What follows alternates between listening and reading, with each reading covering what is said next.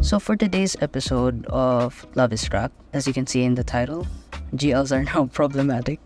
It's not meant to, mislead anyone, but it's just something that I feel like I want to talk about because it is kind of relevant to like the current issues that I've been seeing around Twitter. And I guess this is my attempt of trying to open the minds of people online that, there's no reason to drag each other down because we are all for representation of, the GL industry or the LGBT community.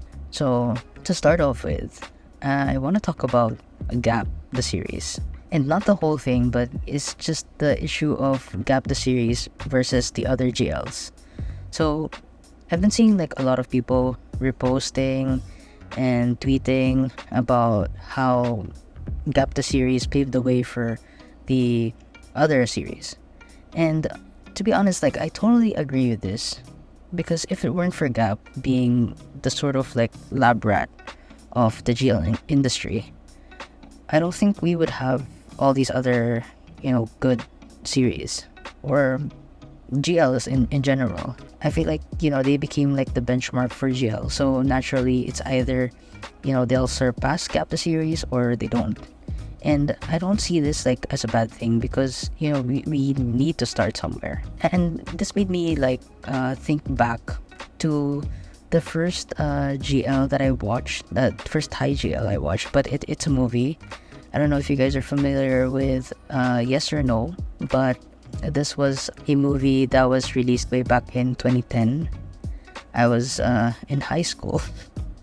And yeah, I mean, like looking back to this movie, like the concept was like mask and like a femme couple being together. And so it was instilled in my mind that like it's a cute couple to have like a mask and a femme couple.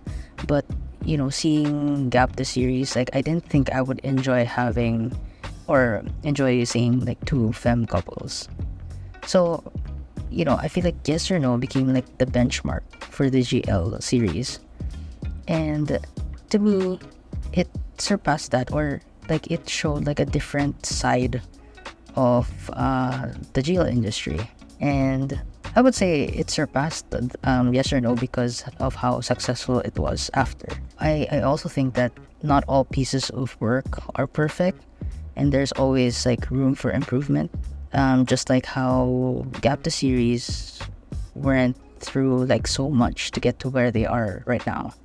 And maybe just to give you guys like a backstory, if you guys aren't familiar with how Gap the series came to be, well, they are from a small company called Idol Factory, and so they adapted this story from a novel and casted Freen and Becky along with other actors from the same company.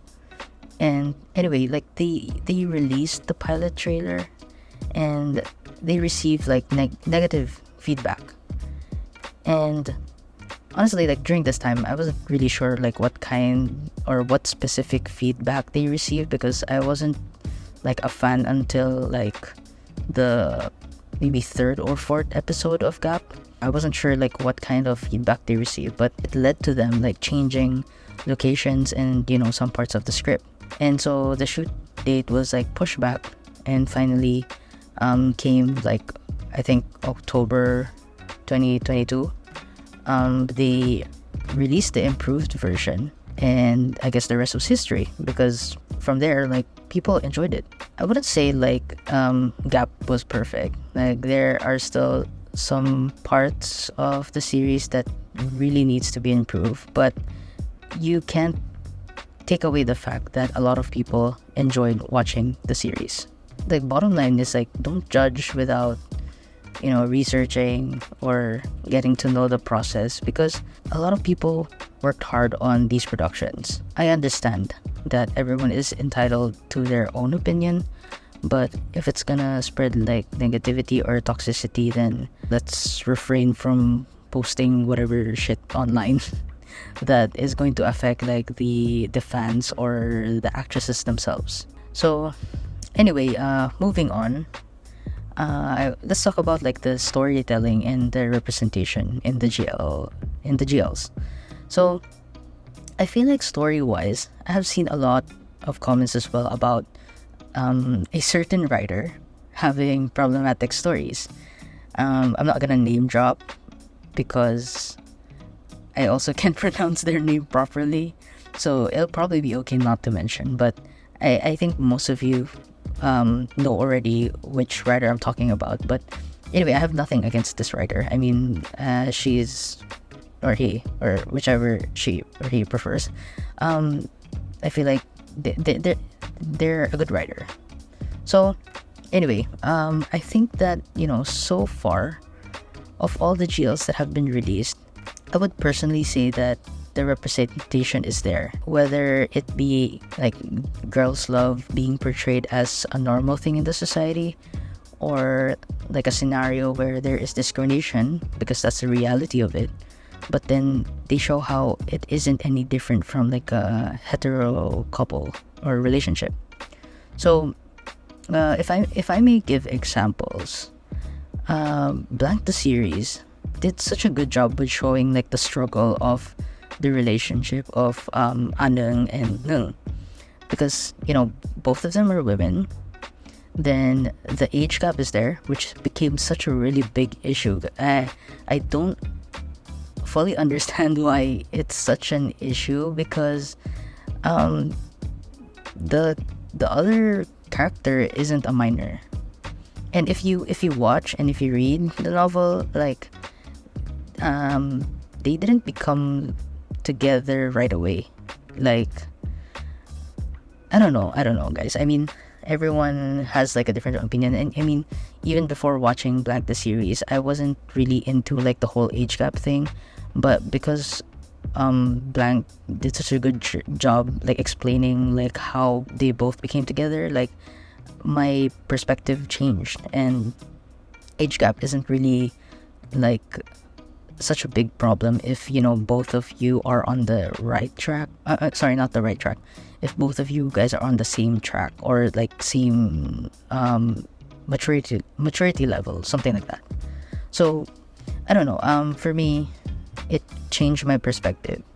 And also the status of both characters in that series, it is also an issue, because one is from like a higher rank in the society. Then of course the other one's just like a normal person. So I feel like the writer put all the what's the term, like they put all the struggles in one relationship, which is so nice to watch. Like, I mean, not in a bad way, but it's so good that they show how they'll overcome all these things. And it isn't like an easy thing to portray, but I feel like that's what made the series really good, because you'll feel like the pain, the struggle, and everything. So yeah. So another example is 23.5. We're both parents of Ongsa and Sun are like supportive of their children. Like, they didn't really mind that their kids are together. I mean, Ongsa and Sun, like, they're together, and their parents are like very supportive, and it's really beautiful to watch that. Because in reality, it's sad, because I know most people in the community aren't accepted. So watching shows like this will probably like help them cope up with like the pressure of coming out to the family, stuff like that. And oh yeah, and there's Love Senior, the series, where the school is very inclusive. Like, there's no discrimination or whatsoever. And for those of you who aren't familiar with the cast, they're all from this girl group called Cosmos, where one of the members actually trans. So I think that the GLs are doing a great job, in showing us that these are the things that some of the members of the community are facing, and that they are being represented well by these actresses. So yeah, speaking of actresses, so another issue in the GL industry is the shipping. I mean, this goes for all fandoms, like in BL, K-pop, or whatever show. Like, it's nothing new. Like, people ship each other, but for some reason, like in the GL industry, shipping is like taken so seriously that it affects both the actresses and also the fans. So of course, there's that issue last year about Freen and Becky, which led to like both actresses kind of taking time off from all the fan service. And please don't get triggered with the term fan service, because I don't mean it in a sense that everything is all for show, because like as a celebrity you do things for your fans, but I also believe that there are things that they do wholeheartedly, like it's not like just for show. And with the issue of Freen and Becky, clearly they really like care for each other. And I have to admit that during the peak of Freen Beck, like I was one of those that shipped them so hard to the point that I felt that they were really together. And of course we'll never know what their relationship really is, but there really is that need to sometimes step back and set boundaries when it comes to shipping, like as a fan. Because like to be honest, like I was hurt when the news came out. I was kind of on a hiatus as well from the fandom, because I mean I never left. It's just that like as a fan I was also hurt because I expected so much. But I came to realize that it was also my fault for being in too deep into the whole Freenbeck thing. And they are meant to represent us, but it doesn't mean that they are LGBT. I mean, you guys get me, like they can also just be allies and represent us. And actually, I'll leave this for another discussion, but there's this question like I am really curious about, like the answer or how people would answer this. Like, would it be better if the GL actresses are part of the LGBT community to better like represent us? Like, would it be best if they casted people that are actually part of the community, rather than getting actresses who are known or something like that? So just something to think about. Like it's something that I haven't really like gone too deep with, but that's like one of the questions that that hovers my brain every time I think about the GL industry. So anyway, you guys, I don't want to like make this like super duper long, because the whole point of this episode is honestly just to talk about briefly the issues, and that there is no need to be all negative and to be toxic. Like, my final take on all of this is that let's keep an open mind with everything. Like, with all the Thai GLs to be released, the actresses who are going to play the lead roles, like I understand that we can definitely critique for the improvement of everything, but let's also like exercise the right way to construct these criticisms and build a healthy environment for all. Because there are actually young people in the community. Like, I'm so surprised that there are young people in the community who are already exposed to these things. And well, actually I shouldn't be surprised, because social media is so available to everyone. But it's not gonna help if we feed negativity online. So I don't know, just I just feel like, accountability, or not accountability, but like, let's be responsible for the things that we share, the things that we post online. And what else? I guess a last reminder is like, we don't own these artists, so please, let's share responsibly, and let's just support them in any way we can that doesn't harm anyone.